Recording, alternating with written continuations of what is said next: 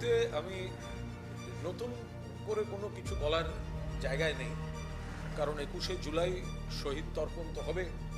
মমতা বন্দ্যোপাধ্যায় নেতৃত্বাধীন সর্বভারতীয় তৃণমূল কংগ্রেস প্রত্যেক বছর এই দিনটিতে শহীদ তর্পণ করেন এবং সেই মতো আইন মতো, ইতিহাস মতো, রীতিমতো এবং নীতিমতো আবেদন সংশ্লিষ্ট মহলে করা হয়েছে এবং সেক্ষেত্রে যা নির্দেশ আসবে সেগুলি দেখে আমরা পরবর্তী সিদ্ধান্ত নেব।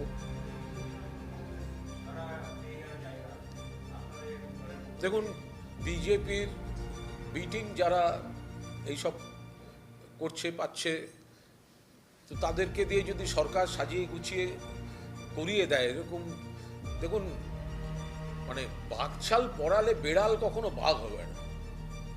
বাংলার বাঘিনী মানে মমতা বন্দ্যোপাধ্যায়।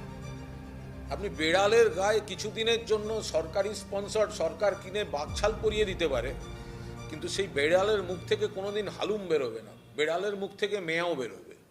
তো সুতরাং যাদের ঠেলে ঠুলে বিরোধী দল সাজিয়ে সরকার পক্ষ ভাবছেন যে আমরা সরকারও চালাবো আবার আমাদের স্বীকৃত বিরোধী দলটাকেও চালাবো, সুতোর টানে ওটা ওই দু একদিন প্রচার এইসব তৈরি করে দেয়া, কৃত্রিমভাবে মদত দিয়ে তাদেরকে একটা সভা করাবার জায়গা করে দেয়া, পুলিশ দিয়ে এলাকায় এলাকায় বলে সবাই লোক পাঠানো, সেইটাও তো বিজেপি স্পন্সার্ড কাজকর্ম হচ্ছে। তো সুতরাং ওগুলো নিয়ে আমরা ভাবছি না। মানুষ মমতা বন্দ্যোপাধ্যায়ের সঙ্গে আছেন।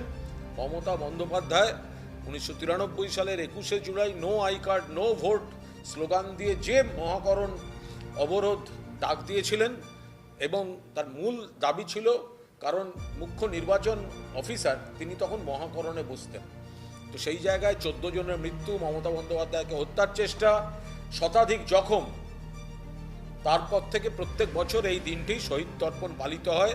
মমতা বন্দ্যোপাধ্যায়ের আন্দোলনের স্রোতে যারা আছেন তারা শহীদ তর্পণ করেন। এবারও হবে, আইন মাফিক নিয়ম মতো চাওয়া হয়েছে। আর অন্যদিকে রাজনৈতিক চক্রান্ত এবং প্রতিহিংসামূলকভাবে সেটিকে বিভ্রান্ত করার চেষ্টা হচ্ছে। মানুষ সব দেখছেন, যা যা হওয়ার মানুষ দেখতে পাচ্ছে। ব্রিগেডে বিজেপির বি টিম তারা মিলে করুক না, কোনো অসুবিধা নেই তো। বৃষ্টি কাদা, দাঁড়াবার অবস্থা নেই ওখানে, তো কিভাবে হবে ব্রিগেড?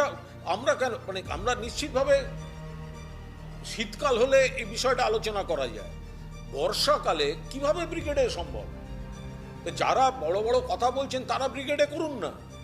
বিজেপি আর বিজেপির বি টিম, বালিশ তৃণমূল, তো বিজেপি আর বালিশ তৃণমূল দুপক্ষ মিলিয়ে ব্রিগেড করুক না, আমরা তো চ্যালেঞ্জ করছি, করুক না ব্রিগেড। দাঁড়াবার অবস্থা নেই ওখানে, কর্মীরা যাবেন কি করে, কর্মীরা বসবেন কি করে, কিভাবে সভা হবে? এটা কোনো কথার কথা হলো যে ব্রিগেডে গিয়ে করো? জল কাদা 2011 সালে আমরা একবার করেছিলাম, পরে বোঝা গেছে যে না, ওটা ওই সময় ওই মরশুমে করাটা ঠিক হয়নি, কারণ কর্মীদের খুব অসুবিধা হয়েছে, জল দাঁড়িয়ে আছে, মানে সেখানে কোনো রকম অ্যারেঞ্জমেন্টই সম্ভব কার্যত নয়। তো ফলে ব্রিগেডটা একটা বর্ষাকালে জুলাই মাসে ব্রিগেডে এইসব